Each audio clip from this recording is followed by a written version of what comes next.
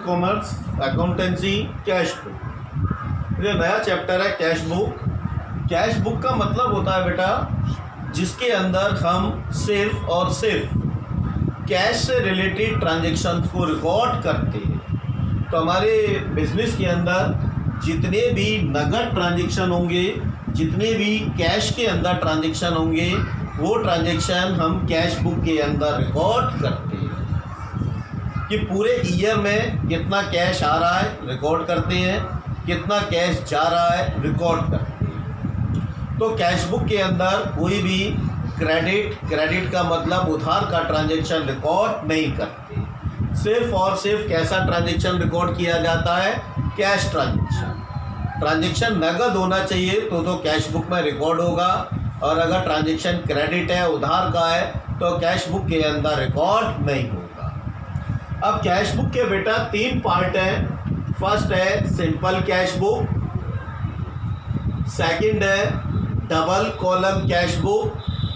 Simple cash book के अंदर सिर्फ कैश का कॉलम होता है और कैश से रिलेटेड ही ट्रांजेक्शन रिकॉर्ड करते हैं। जैसा कि इसके नाम से पता लग रहा है डबल कॉलम कैश बुक, इसके अंदर 2 कॉलम होंगे। एक कॉलम कैश का होगा और एक कॉलम बैंक का होगा कि अगर हमने अपने बिजनेस का करंट अकाउंट किसी बैंक में ओपन किया हुआ है बिजनेस का, तो हम अपने बिजनेस के ट्रांजेक्शन जो है बैंक के थ्रू भी करते हैं। अगर हमें किसी को पेमेंट करना है तो हम चेक से भी पेमेंट करते हैं, और अगर हम किसी को बेच रहे हैं और अगर हम वहाँ से चेक मिल रहा है तो उस चेक को भी हम एक्सेप्ट करते हैं। तो चेक के जो पेमेंट क्लियर करती है वो बैंक करती है। तो हम डबल कॉलम बनाते हैं, कैश का कॉलम भी बनाते हैं, बैंक का कॉलम भी बनाते हैं। और अगर चेक से लेन देन होता है तो बैंक कॉलम में एंट्री करते हैं, बैंक से रिलेटेड कोई लेन देन होता है बैंक कॉलम में एंट्री करते हैं, और कैश कॉलम के अंदर कैश की एंट्री होती है। तो 2 कॉलम, इसीलिए इसको डबल कॉलम कैश बुक कहा गया है। फिर आता है बेटा petty cash book. Petty cash book जरूरी नहीं है कि हर ऑर्गेनाइजेशन के अंदर पैटी कैश बुक मेंटेन की जाए। कहीं जब हम ज़रूरत महसूस करते हैं तो पैटी कैश बुक मेंटेन की जाती है, अगर ज़रूरत नहीं है तो पैटी कैश बुक मेंटेन करने की रिक्वायरमेंट नहीं है। तो क्वेश्चन आता है कि भाई किन ज़रूरतों के लिए ये हम मेंटेन करते हैं। अगर किसी बिजनेस के अंदर ट्रांजेक्शन ज़्यादा हो रहे हैं, कैश के ट्रांजेक्शन ज़्यादा होते हैं, तो उस केस में जो हमारा कैशियर है उसी के ऊपर सारा बर्डन रहता है। छोटे ट्रांजेक्शन भी वो कर रहा है और बड़े ट्रांजेक्शन्स भी वो कर रहा है। तो यह थोड़ा चांस रहता है कि जो हमारा अकाउंट कैशियर है उससे कभी कोई गलती हो सकती है, क्योंकि उसके ऊपर बर्डन वर्क का ज़्यादा है। तो उसके वर्क के बर्डन को कम करने के लिए हम पैटी कैश बुक मेंटेन करते हैं। अब जो हमारा कैशियर है उसे हम बोलेंगे चीफ कैशियर। चीफ कैशियर मतलब ये सबसे बड़ा कैशियर है। अब सारा बर्डन इसी के ऊपर, तो हमने इसके बर्डन को कम करने के लिए एक कैशियर और अपॉइंट कर लिया, इसका नाम रखा पैटी कैशियर। अब इस पैटी कैशियर का काम क्या है?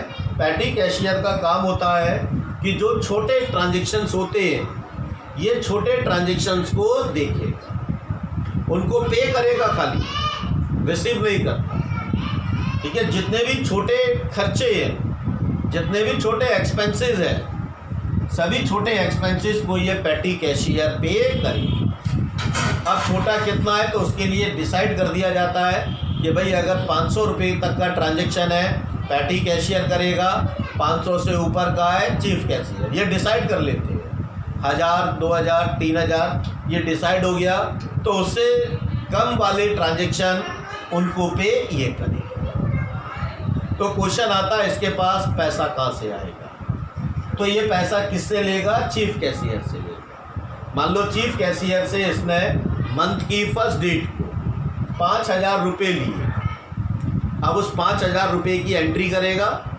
अब उसे सिर्फ पेमेंट करनी है, ये पेमेंट करता रहेगा और जब मंथ क्लोज हो जाएगा तो फिर देखेगा 5,000 में से कितना रुपया इसके पास बचा हुआ, और अगर कम पड़ेगा, बीच में कम पड़ गए तो और चीफ कैशियर से ले लेगा। अब जब 1 मंथ हो गया तो ये टोटलिंग करेगा कि भाई कितना मैंने पे कर दिया।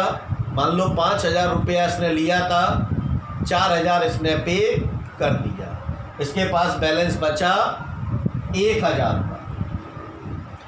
अब इसका इंटरेस्ट अमाउंट का मतलब है एक अमाउंट डिसाइड हो जाता है कि हर महीने की पहली तारीख को इसके पास इतना अमाउंट होगा, उसे इंटरेस्ट अमाउंट कहते हैं।